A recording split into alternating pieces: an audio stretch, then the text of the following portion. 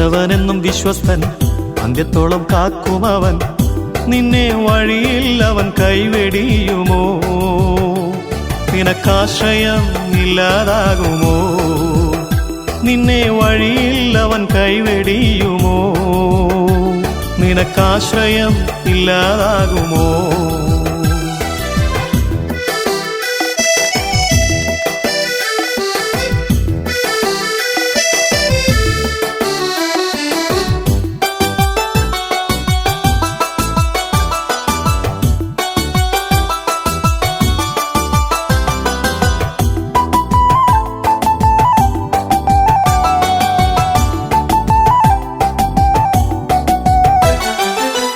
വഴിയറിയാതെ വലയുകില്ല, ആശയമില്ലാതെ അലയുകില്ല. വഴിയറിയാതെ വലയുകില്ല, ആശയമില്ലാതെ അലയുകില്ല. ഒരിക്കലും നിന്നെ പിരിയാതെന്നും പരിപാലിക്കും കൃപമതിയേ. ഒരിക്കലും നിന്നെ പിരിയാതെന്നും പരിപാലിക്കും കൃപമതിയേ. ഉന്നതനേശുവിൻ വൻമഹത്വം നീ മണ്ണിതിലെന്നും ഘോഷിക്കണം, അവനായെന്നും നീ ജീവിക്കണം. യേശയ്യാ 57:18. കർത്താവ് അരുളിച്ചെയ്യുന്നു, ഞാൻ നിന്നെ സുഖപ്പെടുത്തും. നിന്നെ പ്രതി വിലപിച്ചവരുടെ അധരങ്ങളിൽ നിന്ന് കീർത്തനങ്ങൾ ഉയരുവാൻ ഞാൻ ഇടയാക്കും. കർത്താവ് വാഗ്ദാനങ്ങളിൽ വിശ്വസ്തനാണ്. അവിടുന്ന് അരുളിച്ചെയ്തു, ഞാൻ നിന്നെ സുഖപ്പെടുത്തും. നിന്റെ രോഗത്തെ ഓർത്ത് വിലപിക്കുന്നവരെ അവിടുന്ന് ആശ്വസിപ്പിക്കുവാൻ ആനന്ദം നൽകി അനുഗ്രഹിക്കാനായിട്ട് പോകുക. നിന്റെ രോഗത്തിനു മേൽ കർത്താവിന്റെ കരം ഇറങ്ങി വരാൻ പോകുക. യേശു നിന്നെ തൊടും, നീ സൗഖ്യം പ്രാപിക്കും. വലിയ വിശ്വാസത്തോടെ നമുക്ക് ഈ സാക്ഷ്യം കണ്ടുകൊണ്ട് പ്രാർത്ഥിക്കാം.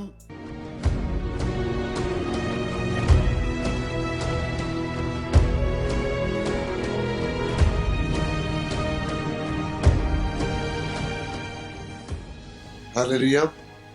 ബിൻസിക്ക് ഒരു അപകടമുണ്ടായതാണ്. പറയുന്ന കാല് വഴുതി വീണു പോയിട്ട് സ്പൈനൽ കോഡ് കട്ടായി പോയി, കംപ്ലീറ്റ് തളർന്നു പോയതാണ്. അങ്ങനെ തളർന്ന് 4 മാസമായി. ആ ഒരവസ്ഥയിൽ കഴിഞ്ഞ മാസം ഇവിടെ വന്ന് കൊണ്ടുവന്ന് കട്ടിൽ കിടന്ന് ധ്യാനിച്ച് സൗഖ്യ പ്രാർത്ഥനയിൽ യേശു തന്റെ കരം വെച്ചു. അത്ഭുത സൗഖ്യം കിട്ടിയതാണ്. നമുക്ക് ആ സാക്ഷ്യം കേൾക്കാം. കഴിഞ്ഞ ഓഗസ്റ്റ് 22-ാം തീയതി പാറയിൽ താഴെ വീണ് എന്റെ സ്പൈനൽ കോഡ് പൊട്ടി. കഴുത്തിൽ താഴെ മൊത്തം ഞാൻ തളർന്നു പോയി. ഇന്ത്യ മെഡിക്കൽ ആശുപത്രിയിലായിരുന്നു ഞാൻ. അവിടെ ചെന്നപ്പോ ഡോക്ടർമാർ പറഞ്ഞു, ജീവനോടെ കിട്ടാൻ പാടാ. എന്റെ ബ്രെയിനകത്ത് ബ്ലീഡിങ് ഉണ്ട്, ഓക്സിജന്റെ അളവ് രക്തത്തിലില്ല, കാർബൺ ഡൈ ഓക്സൈഡ് അളവ് മിനിറ്റിന് കൂടിക്കൊണ്ടിരിക്കുക. എനിക്ക് കഫക്കെട്ട് കൂടി ന്യൂമോണിയ പിടിക്കുന്ന അവസ്ഥയിലായി. അപ്പൊ കിട്ടാൻ സാധ്യമാന്ന് പറഞ്ഞു. എന്നിട്ട് എനിക്ക് പപ്പയും മമ്മി അന്ത്യോദാശ തന്നു. അത് കഴിഞ്ഞപ്പോ എനിക്ക് മാറ്റം തുടങ്ങി. എന്റെ സുഷമന നാടിക്ക് നീർക്കെട്ടുള്ളത് കൊണ്ട് ഞാൻ നടക്കുന്ന ഒരു പ്രതീക്ഷയും വേണ്ടെന്നാണ് ഡോക്ടർ പറഞ്ഞത്. അത് കഴിഞ്ഞ് ഞാൻ വീട്ടിൽ വന്നു കഴിഞ്ഞപ്പോ എന്റെ ടീച്ചർ പറഞ്ഞു, ഇങ്ങനൊരു ധ്യാനമുണ്ട്, നീ പോയി കൂടെ, നീ സുഖപ്പെടുമെന്ന് പറഞ്ഞു. കഴിഞ്ഞ നവംബറിൽ ഞാനിവിടെ വന്ന് ധ്യാനം കൂടി. സൗഖ്യ പ്രാർത്ഥനയുടെ സമയത്ത് ബ്രദർമാർ എന്റെ തലയിൽ കൈവച്ച് പ്രാർത്ഥിച്ചുകൊണ്ടിരുന്നപ്പോ എന്റെ കാലില് എനിക്ക് ഭയങ്കര തരിപ്പും വേദനയും തുടങ്ങി. അത് കഴിഞ്ഞപ്പോ എനിക്ക് കാലിന് ബലം വെക്കുന്നതായിട്ട് തോന്നി. ഇവിടെ വരുമ്പോ ഞാൻ പപ്പയും മമ്മിയും കൂടെ എന്നെ പിടിച്ചായിരുന്നു ഞാൻ ഇവിടെ വന്നത്. അത് കഴിഞ്ഞപ്പം എനിക്ക് നടക്കാനും എന്റെ കാര്യങ്ങളെല്ലാം എനിക്ക് തന്നെ ചെയ്യാനും പറ്റി. ഇപ്പൊ എനിക്ക് ഒരു കുഴപ്പമില്ല.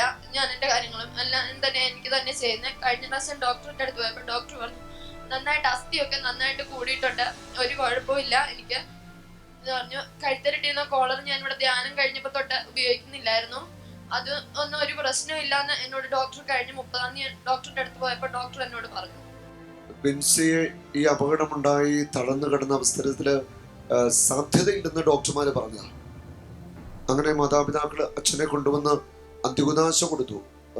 വൈക്കം ഇൻഡോ അമേരിക്കൻ ആശുപത്രി വെച്ച് അന്ത്യകുദാശ കൊടുത്ത ദൈവത്തിന്റെ വലിയ കരുണയുടെ ഒരു സ്പർശനമാണ് ഈ കുഞ്ഞിന്റെ സൗഖ്യം. അത്ഭുതമായിട്ട് അവിടെ നിന്ന് ഒരു സൗഖ്യ ബോധമൊക്കെ തെളിഞ്ഞു അല്ലേ? 2 വെന്റിലേറ്ററിലായിരുന്നു. 2 പ്രാവശ്യം വെന്റിലേറ്ററിൽ വന്നതാ.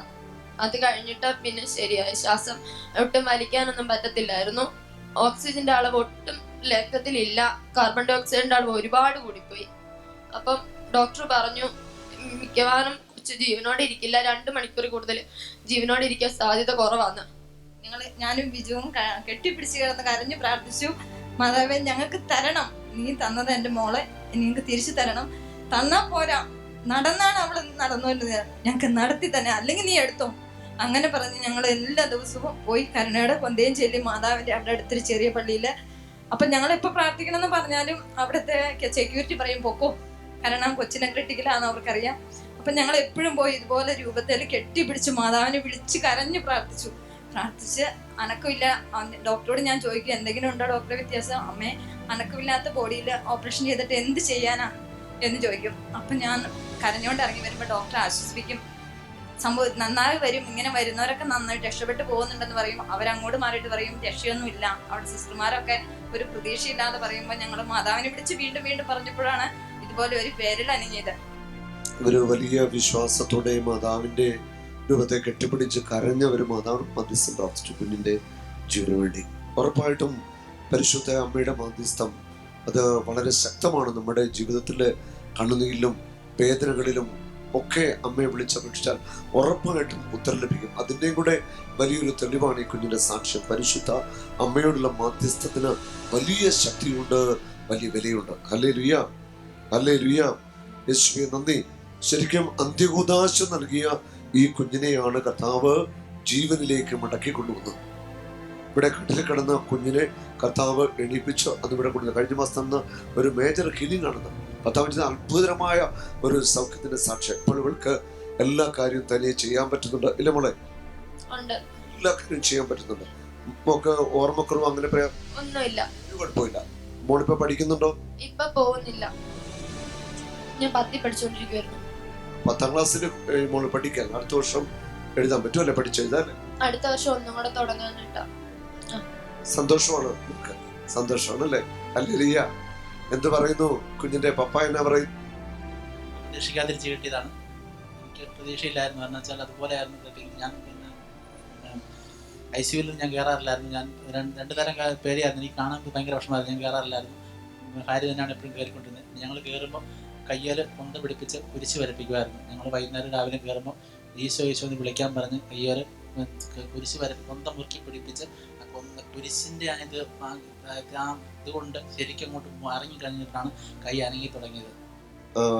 വെന്റിലേറ്റർ ഐസിയിൽ കിടക്കുമ്പോൾ കാണുന്നിടത്ത് കുരിശും കൊന്തയുടെ കയ്യില് പിടിപ്പിക്കാൻ കയ്യെ പിടിപ്പിച്ചിട്ട് നിങ്ങൾ പ്രാർത്ഥിക്കുമായിരുന്നു.